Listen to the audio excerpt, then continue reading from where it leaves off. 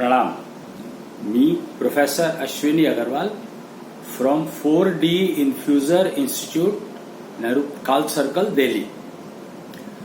आज हम लोग अभी पीछे कुछ टाइम से चर्चा कर रहे हैं निश्चलिज्म पर. निश्चलता का पसारा. निश्चलिज्म यानी छल से रहित दुनिया, छल रहित दुनिया. वो कहते हैं कि अगर छल नहीं होगा तो फिर फायदा ही क्या हुआ. अरे छल से किसी का फायदा हुआ है आज तक? ये बताओ मेरे को आप.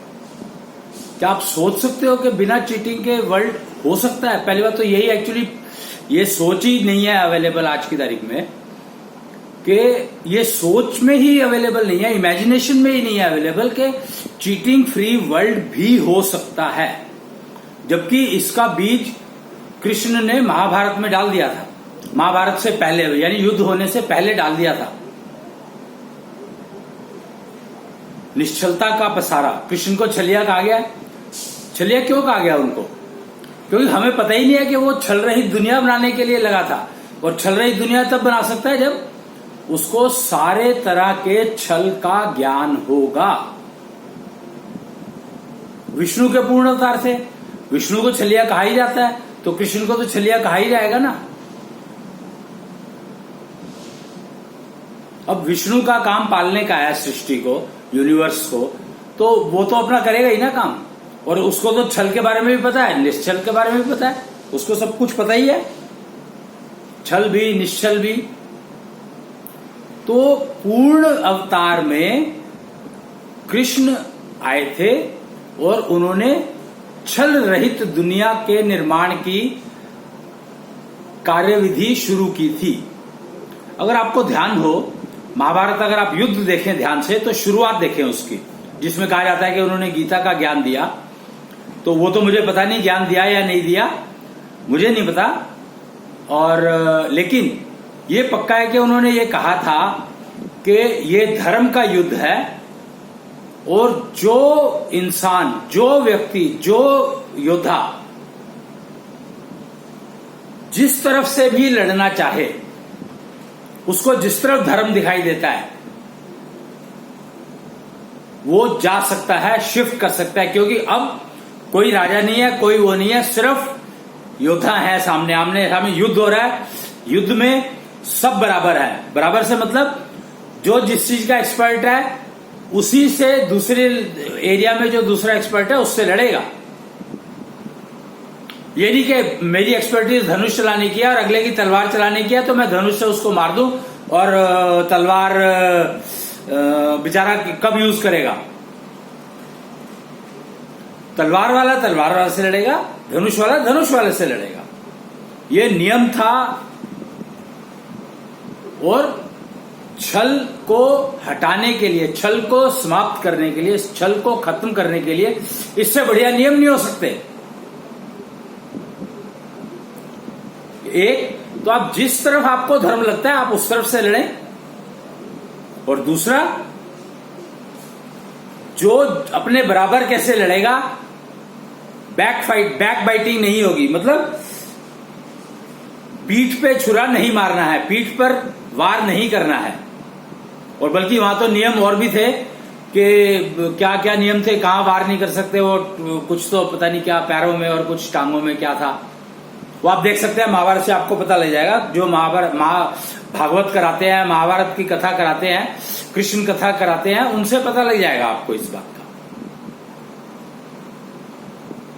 या महाभारत जो सीरियल आया था उसको देख लें आप, तो उससे भी आपको काफी कुछ समझ में आ जाएगा. आई एम श्योर उन्होंने पिक्चराइजेशन के लिए थोड़ा उसको वो करने की, ग्लैमरस करने की कोशिश करी होगी. But doesn't matter. अगर आपकी योग्यता ठीक है तो आपको पहचान आ जाएगी, समझ आ जाएगी कि कौन क्या बात कह रहा है और उसको कहने की इंटेंशन क्या है. वो कहते हैं ना, जब कोई क्राइम होता है तो उसमें दो चीजें देखी जाती है.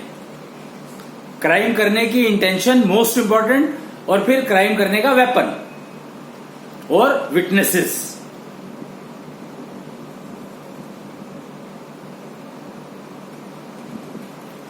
तो ये चीजें बिल्कुल सही थी.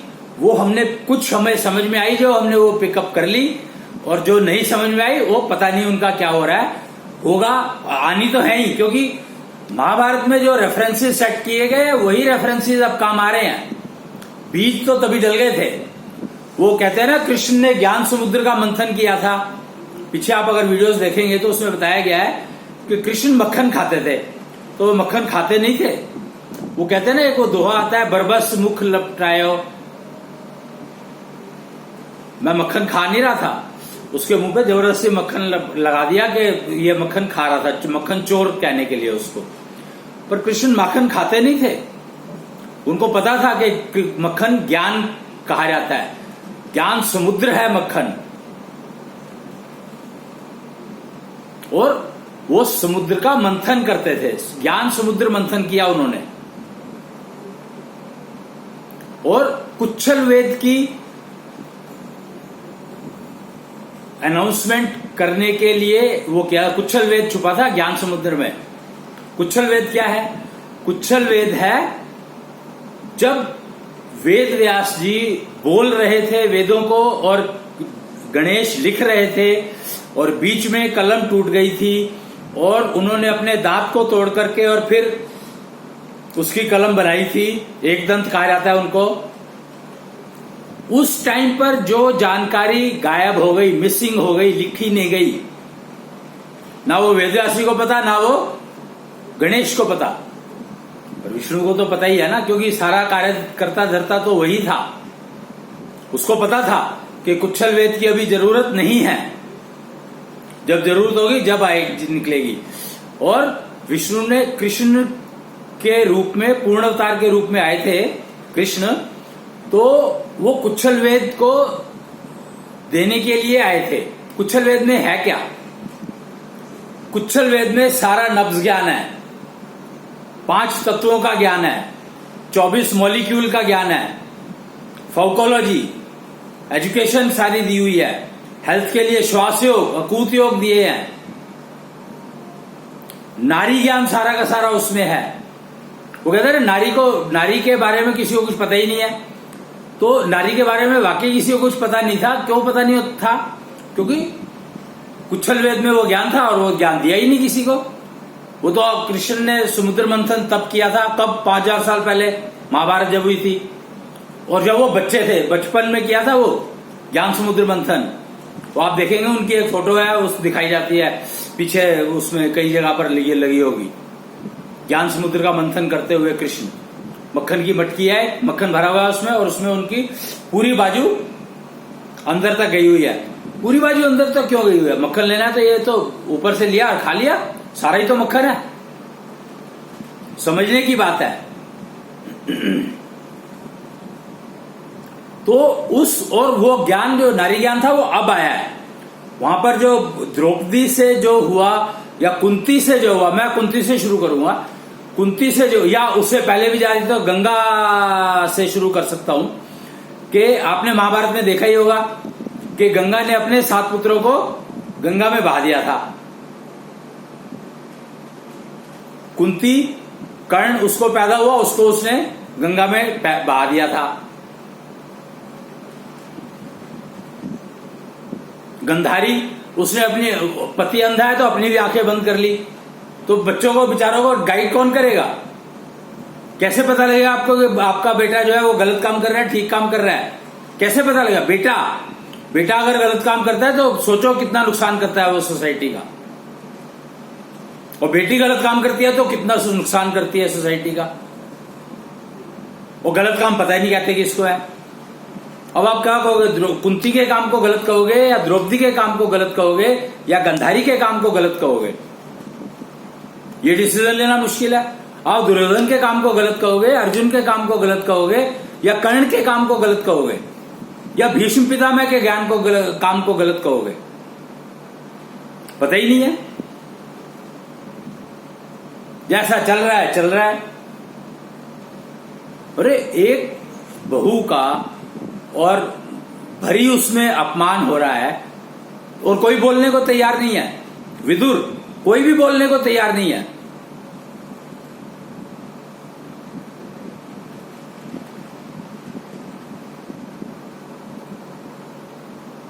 तो इसका क्या कारण है? क्योंकि ये जो कुच्छल वेद जो मिसिंग हो गया था, उस मिसिंग चैप्टर को डालने के लिए कृष्ण ने ज्ञान समुद्र मंथन किया और वो अब जाकर के समझ में आया। एक ना वीडियो बना हुआ है, एक धर्म टीवी चैनल हुआ करता था, उसने बनाया था। उसमें क्लियरली दिखाया उन्होंने कि महाभारत में कृष्ण ने क्या कहा। गीता के रूप में एक श्लोक बोला उन्होंने। एक्चुअली ऐसा कहा जाता है, ऐसा सुना जाता है, ऐसा समझा गया है कि एक्चुअली एक श्लोक बोला था कृष्ण ने, तत्व ज्ञान दिया था युद्ध का। बाकी जितनी ये गीता और जो वेद लिखे हुए हैं, ये सब उनकी एक्सप्लेनेशन है उस एक श्लोक की। उसको प्राप्त करने के तरीके, तत्व ज्ञान को प्राप्त करने के तरीके और तत्व योगी बनने के तरीके, वो सब ये वेदों में दिए हुए हैं। वही है एग्जैक्टली एक श्लोक का एक्सप्लेनेशन। 4 वेद, 18 पुराण, उपनिषद और क्या कहते हैं उसको, गीता, सारे टोटल मिलाकर के वो सिर्फ एक श्लोक की एक्सप्लेनेशन है।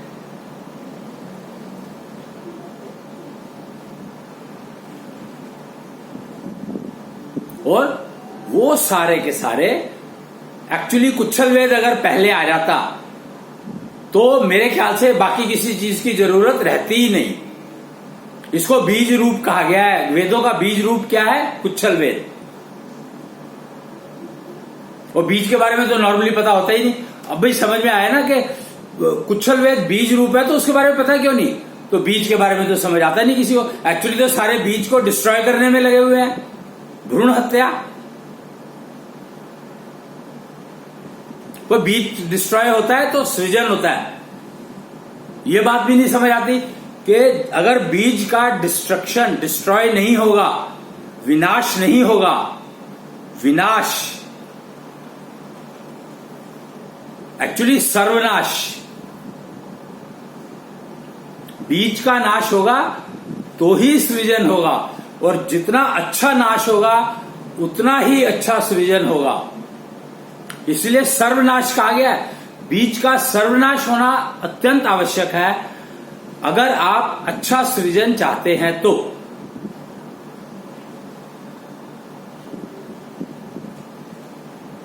और इवॉल्व, अगर बीज का नाश हो रहा है सिर्फ, या बीज अपने आप फूट करके अपने आप पेड़ बन गया और हो गया, तो वो इवॉल्व हो रहा है। अगर सीड इवॉल्व हो रहा है, मतलब बीज इवॉल्व हो रहा है, तो ये समझ लो कि वो क्या बनेगा कुछ नहीं पता। लेकिन अगर आप उसको कल्टीवेट कर रहे हो तो आपको पता है कि वो क्या देगा। बीमारी नहीं होगी। अगर आप उसको कल्टीवेशन ठीक ढंग से करोगे तो रोग नहीं होगा। पक्की बात है, गारंटी है। और रोग बीज, अगर बीज रोगी होगा, बीज रोगी नॉर्मली हो जाते हैं, एक्चुअली अब तो हो जाते हैं।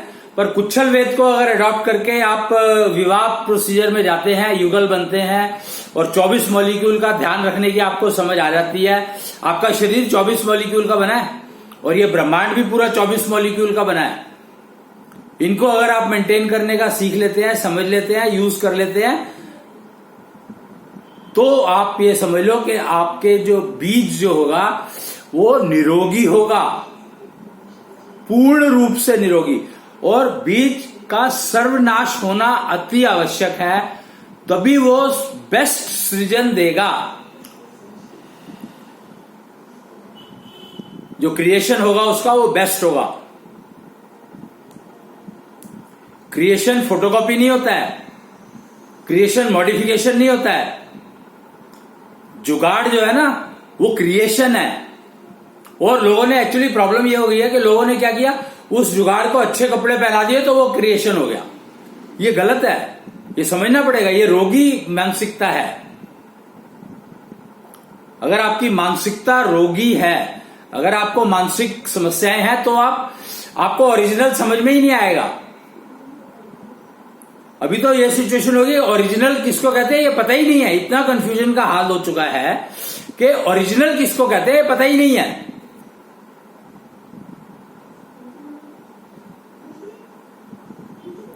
तो अगर ओरिजिनल समझना है तो कल्टीवेट करना सीखें। लाइफ पैदा होने से नहीं शुरू होती है, कंसीव करने से नहीं शुरू होती है, लाइफ शुरू होती है विवाह से।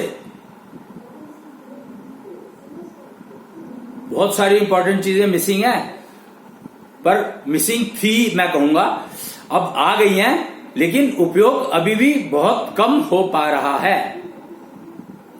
कृष्ण ने बताया था, अगर आप कल्टीवेशन के पाथ पर चलते हो, इवॉल्व के पाथ पर नहीं, अगर आप इवोल्यूशन के पाथ पर चलोगे तो आप 10 साल की लड़की आजकल प्रेग्नेंट हो जाती है। और अगर आप कल्टीवेशन की प्रोसीजर में चलोगे तो 80 साल में जाकर के डिलीवरी जो होगी वो स्वस्थ होगी, परफेक्ट होगी।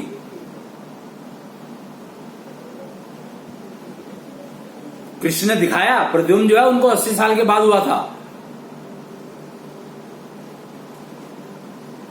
एजिंग क्यों आती है?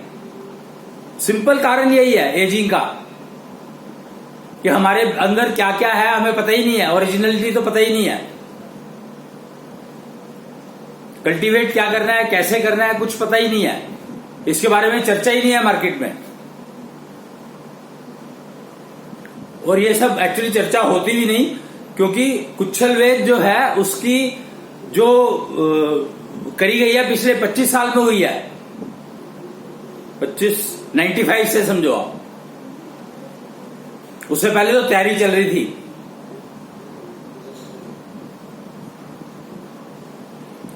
उन्नीस 1995 से कुच्छल वेद की डिस्कशंस और उसके क्या क्या दिया उसने, उसके ऊपर टीम काम कर रही थी बहुत सारी, वर्ल्ड अक्रॉस, पूरा का पूरा वर्ल्ड से कुछ लोग अवेलेबल थे। नेचुरली एलिजिबिलिटी तो चाहिए ही चाहिए ना, एग्जाम देकर के एलिजिबिलिटी नहीं मिलती है।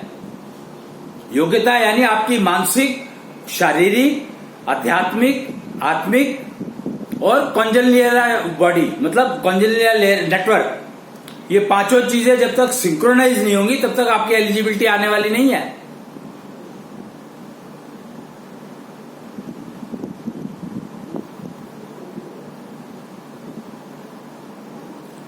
कल्टीवेशन में ये चीजें काम आएंगी। 24 मॉलिक्यूल का ध्यान रखना है आपको। 24 मॉलिक्यूल से बने हुआ 5 शरीर, तो शरीर 5 तत्वों से बना है, ये गलत बात है, अधूरी है। शरीर के में, जीवित शरीर में 5 लेयर होती हैं। अगर आप कहोगे शरीर 5 तत्वों से बना है तो मरे और जिंदे में क्या फर्क है? लेकिन शरीर में 5 लेयर्स होती हैं, ये बात समझ सकते हो। वो जीवित में होती है, मृत में नहीं होती, ये फर्क है दोनों में। मानसिक शरीर नहीं होता उनमें, बाकी सब कुछ होता है, कॉन्जेनियल नेटवर्क होता है और एनर्जी होती है, मतलब ऊर्जा जनरेटर होता है, और क्या कहते हैं उसको, ज्ञान होता है, सब कुछ होता है उस शरीर में, सब कुछ। पर मानसिक शरीर नहीं रहता, मानसिक लेयर गायब हो जाती है उसमें से। तो ये चीजें समझें, अपने जीवन को कल्टीवेट करें, तभी जिंदगी में कुछ मिलेगा। कल्टीवेट नहीं करेंगे तो लड़कियां, 10 साल की लड़कियां अगर प्रेग्नेंट हो जाती हैं, अगर मान लो फैमिली ब्याह भी कर दी, शादी भी कर दी और डिलीवरी हुई, तो क्या मिलेगा? क्या वो जिंदगी तो उनकी खराब हो ही जाएगी ना। रोगी शरीर पैदा होंगे, निरोगी हो, जिनको निरोगी करना ही संभव नहीं होगा। आज सबसे बड़ा डर वेस्ट में है क्या? रोबोटिक्स पे काम क्यों हो रहा है? सिर्फ इसीलिए। ह्यूमन क्लोनिंग क्यों करनी चाह रहे हैं लोग? सिर्फ इसीलिए कि अगली जनरेशन जो है वो रोगी पैदा होती है, तो रिस्क लेने को कोई तैयार नहीं है। जबकि अगर आप 24 मॉलिक्यूल का कॉन्सेप्ट समझ लो और अपने 5 लेयर्स ऑफ शरीर को ठीक स्वस्थ रख लो, तो गारंटी है आपको निरोगी शरीर होगा, निरोगी बच्चा पैदा होगा, डिवाइन चाइल्ड जिसको कहते हैं। लगे सारे हुए डिवाइन चाइल्ड डिलीवरी में, पर रास्ता किसी को नहीं पता।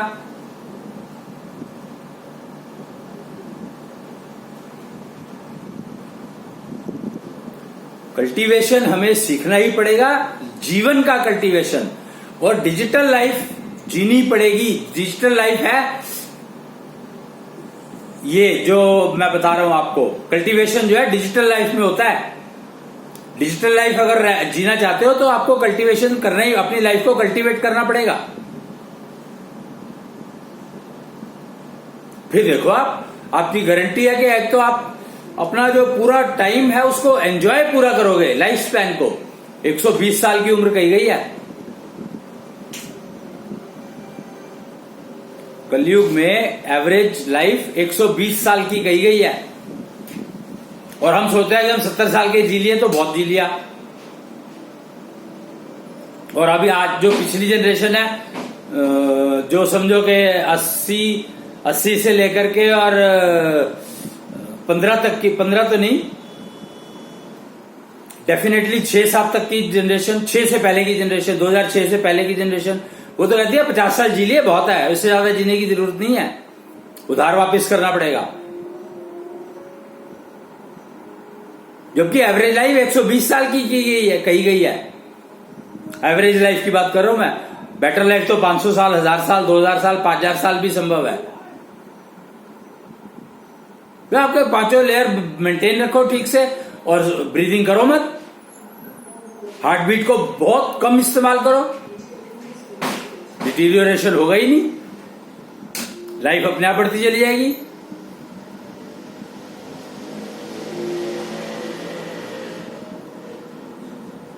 तो आज मुझे कल्टीवेशन के ऊपर बताना था, और मैं आज आप समय समाप्त हो रहा है, तो कल्टीवेशन से ही डिवाइन चाइल्ड डिलीवरी संभव है।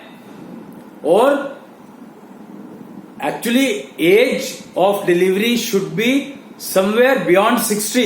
वो कहते हैं कि एक ना स्टेटमेंट आती थी 60 साल के बाद तो उम्र शुरू होती है, तो उसका मतलब अब समझ में आया हमें, पिछले ये 15-20 साल 25 साल में जो कुछ हमने करा। क्या समझ में आया कि भैया उम्र तो 60 साल के बाद शुरू होती है, उससे पहले तो सीखना सिखाना ही चलता रहता है।